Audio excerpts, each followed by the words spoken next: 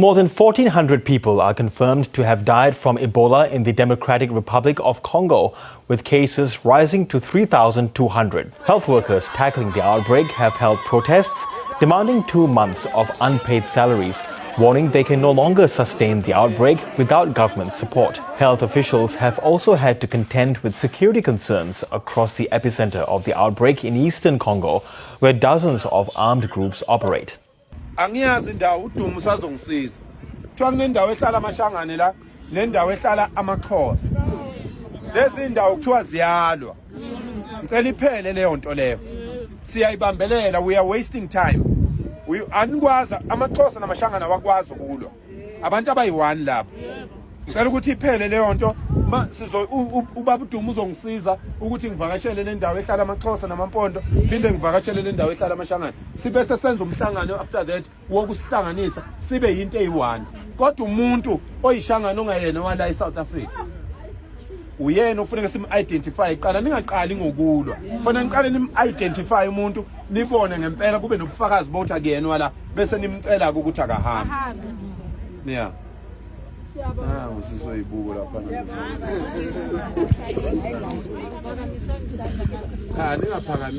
Ningaphakamisi sisa ubaba udumo uzosho ukuthi kanjalo kanjalo.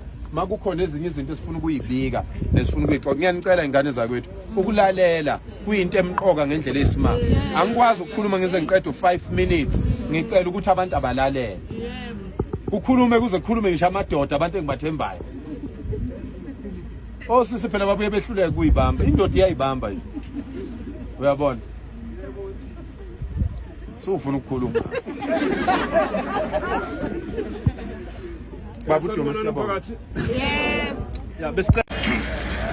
From the point of seizure till now. So now what we're going to do is to detail it, weigh it, attach the value. Then we'll have a detailed press conference. Welcome back to ByCams, your trusted source for news across Africa and beyond. Today we bring you a major developing story from West Africa. Liberia has recorded its largest drug bust in history, with authorities seizing cocaine worth an estimated $370 million. But that's not all. New developments reveal arrests, foreign nationals, and suspicious multiple passports. This isn't just a single drug seizure. It's part of a much larger operation that is now exposing what could be a well-organized international trafficking network, with connections stretching beyond Liberia's borders. So what exactly happened? And what does it mean for the region? Let's break it down. Liberian authorities have confirmed the interception of a massive shipment of cocaine, valued at approximately $370 million, making it the biggest drug seizure ever recorded in the country. The operation was carried out by national security agencies as part of an intensified crackdown on narcotics trafficking. Following this historic bust, law enforcement launched further investigations, leading to a targeted raid in Duazan, a location believed to be linked to the trafficking operation. During this follow-up raid, 2 foreign nationals were arrested, one identified as Colombian and the other as Spanish. In a key detail raising serious concerns, reports indicate that the suspects were found carrying 2 passports, a Spanish passport and a Colombian passport. This discovery is now a major focus of the investigation, as authorities try to determine whether the documents were legally held, fraudulently obtained, or used to conceal identities and movements across borders. In addition to the arrests, officers recovered a firearm and uncovered additional narcotics, suggesting that the Duazan location may have been used as a stash house within a larger distribution network.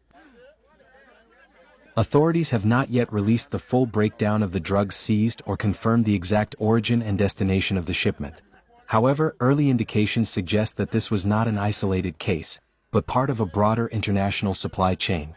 Investigators are now working to identify all individuals connected to the operation, including possible collaborators within and outside Liberia. The presence of multiple passports is particularly significant, as it may point to cross-border movement strategies commonly used by organized crime groups. Officials have also stated that more arrests are expected, as the investigation continues to expand. This case highlights a growing concern across West Africa.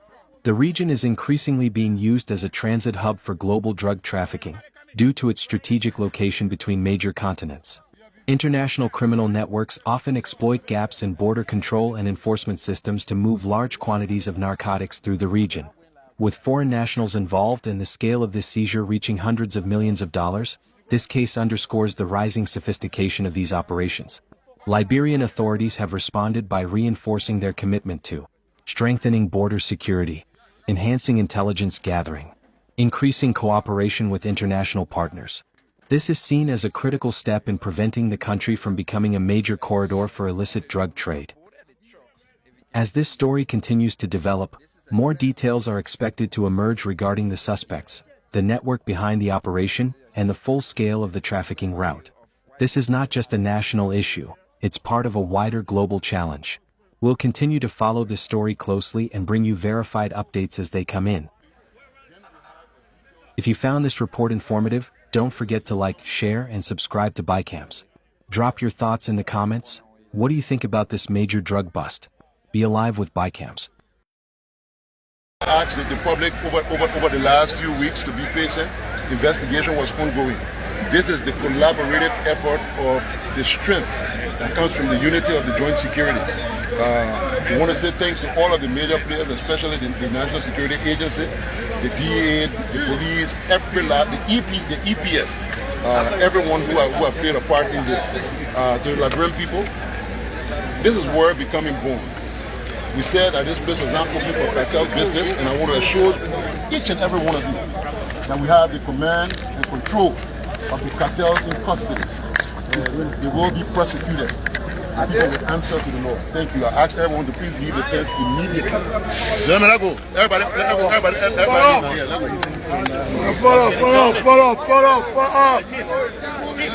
So that was the voice of the Inspector General of Police, Honorable Berko O.W. Como, that these suspects will be weighed immediately.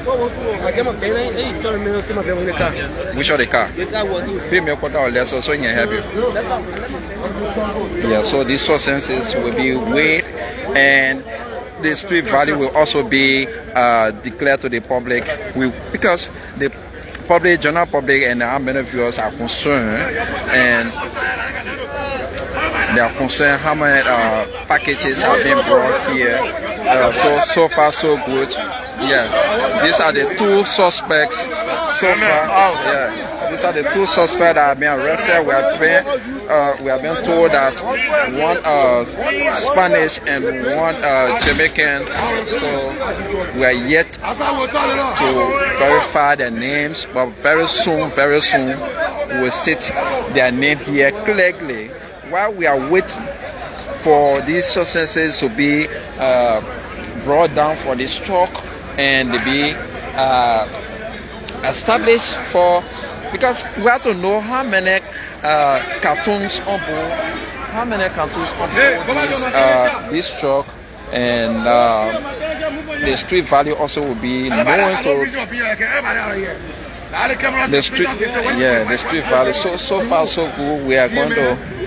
Nigerian police have launched a major search operation after gunmen abducted a High Court judge in Nigeria's northwestern Kebbi state. Justice Faruku Hassan Bunza was kidnapped around midnight on Sunday from his residence in Bunza local government area, shortly after returning from a trip to Sokoto state. Witnesses say armed men stormed the house around midnight and took him away. The Kebbi State Police Command says tactical and intelligence teams have been deployed to track down the abductors and secure the judge's release. Security forces are searching suspected hideouts in nearby forest areas as part of the operation. Police say they are working with other security agencies and have appealed to residents to provide useful information that could assist the investigation. Why is this significant?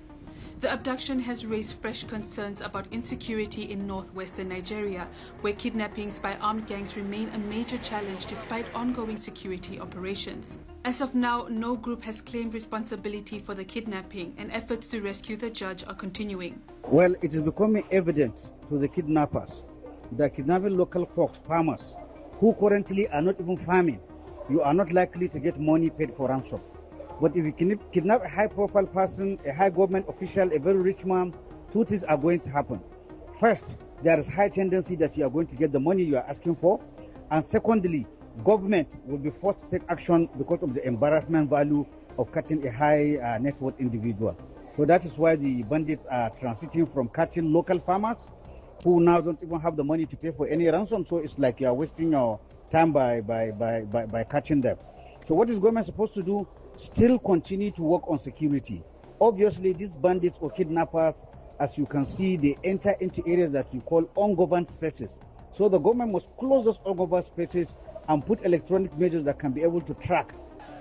Meanwhile, in Kwara State, residents of Kayama have protested the continued captivity of 176 women and children abducted during an attack on Woro community nearly 6 months ago. Protesters say families remain in anguish as they wait for the victims' release. The opposition PDP has also criticized what it describes as delays in rescue efforts, while community leaders are urging federal and state authorities to intensify operations to bring the abductees home. 5 people have been killed in yet another mass shooting in Cape Town. Police say 2 armed suspects forced their way into a house after kicking down the front door in the early hours of this morning. Officers found 4 men and 1 woman, aged between 19 and 23, dead at the scene. A 20-year-old woman wounded in the attack has been taken to hospital. Police have now launched a manhunt and are appealing to anyone with information to come forward. Nigerian man's passing during a police operation in South Africa is triggering fresh diplomatic tensions after a post-mortem found multiple injuries on his body.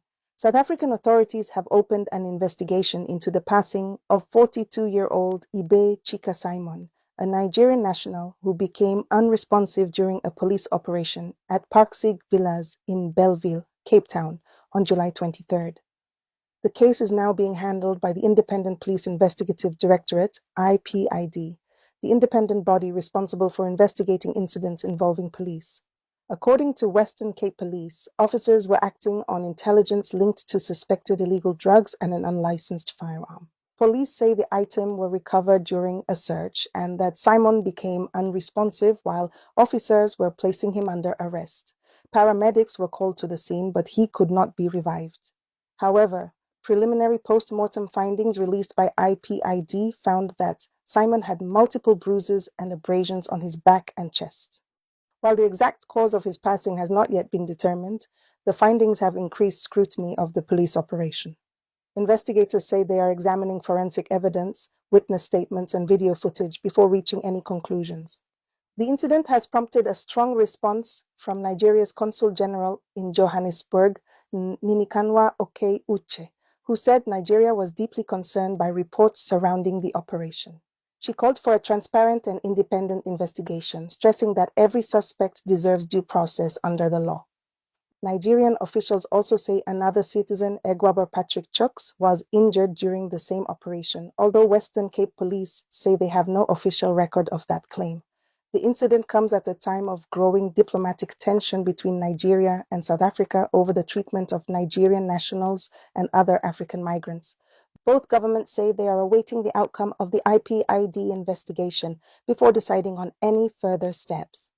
At least 30 people were killed after armed men attacked Naridon village in Kauru local government area of Kaduna State in the early hours of Monday, 27th July 2026.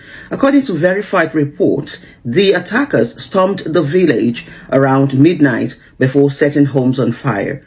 The victims reportedly included women, elderly residents, and at least 8 children, while 4 other people were injured. At the time of this report, no group had claimed responsibility for the attack. The Kaduna State Police Command says further information will be released after its initial inquiries.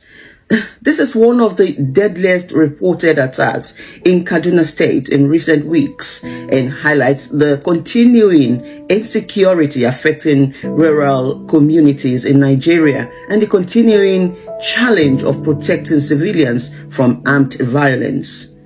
Our thoughts are with the families who have lost loved ones and everyone affected by this tragedy.